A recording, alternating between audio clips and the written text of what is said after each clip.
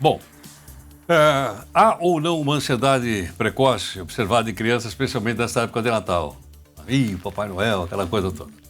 Nós pedimos aqui para a psicóloga Cristiane Dues Santos, que é do Núcleo de Apoio Psicológico e Psicopedagógico da Faculdade Santa Marcelina, para conversar um pouquinho conosco. Cristiane, muito obrigado por sua gentileza, por atender aqui a Nova Brasil. Heródoto, bom dia aos ouvintes. O prazer é todo meu em falar de um assunto tão importante, como você disse, principalmente nessa época, né? O que é normal e o que não é, falando de ansiedade infantil. E como é que os pais, os amigos, os tios, os avós devem tratar a criança numa época como essa, hein, Cristiane? Então, na verdade, a ansiedade, ela tem um lado positivo e um lado negativo. O lado positivo justamente é esse. Quem não fica ansioso nessa época? Né? Tem as festas de finais de ano, reuniões com a família. Então, tem essa ansiedade que a gente chama de uma ansiedade boa. Então, essa ansiedade, apesar de parecer patológica, essa ansiedade, nessa época, ela é considerada normal.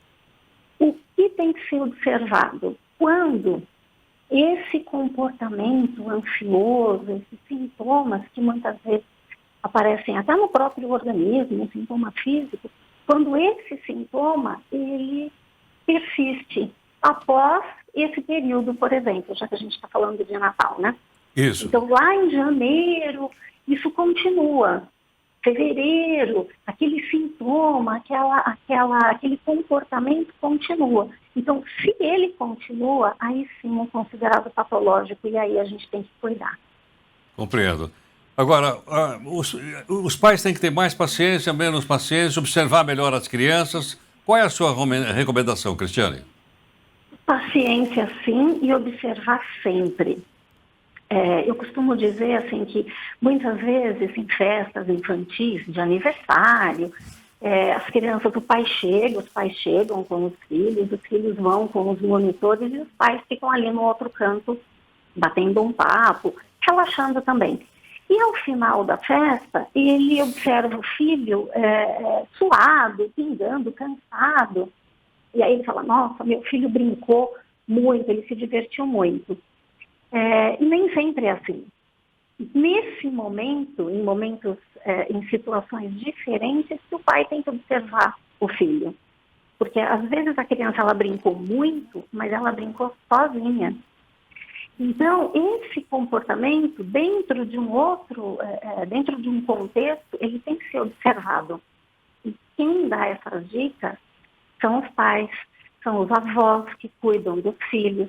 As babás, hoje as crianças ficam, né, muito com as babás também têm as informações, então essa criança ela tem que ser observada o tempo todo. Cristiane, isso vale também para primeiro dia de aula, quando as crianças começam a se preparar também para a aula? Também tem um aumento dessa ansiedade ou não?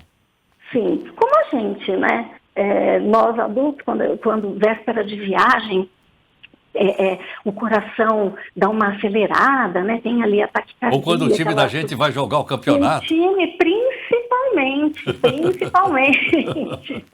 principalmente quando o cunhado é corintiano.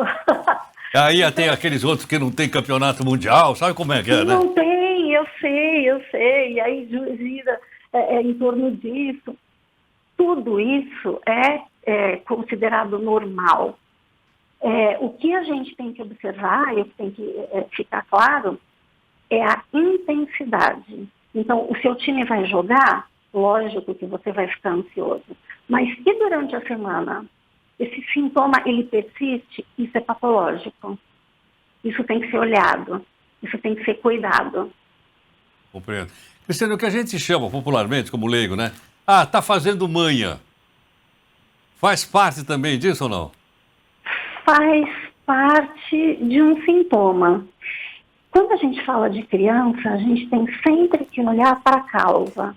O que gerou essa manha? Então, por exemplo, um dos tipos de ansiedade que eu vou falar que mais aparece nos consultórios e até nas conversas, né, de porta de escola, é o que a gente chama de ansiedade por separação dos pais. Sim. E é quando a criança ela tem um medo irreal de que vai acontecer alguma coisa de ruim com os pais. Isso, essa separação pode ser, inclusive, quando a criança vai dormir sozinha no quarto dela. Essa é uma separação, que para ela é muito ruim. Então, esses sintomas todos, eles têm que ser observados dentro de um contexto. Perfeitamente. Cristiane, muito obrigado por sua gentileza, por atender aqui a Nova Brasil. Muito grato.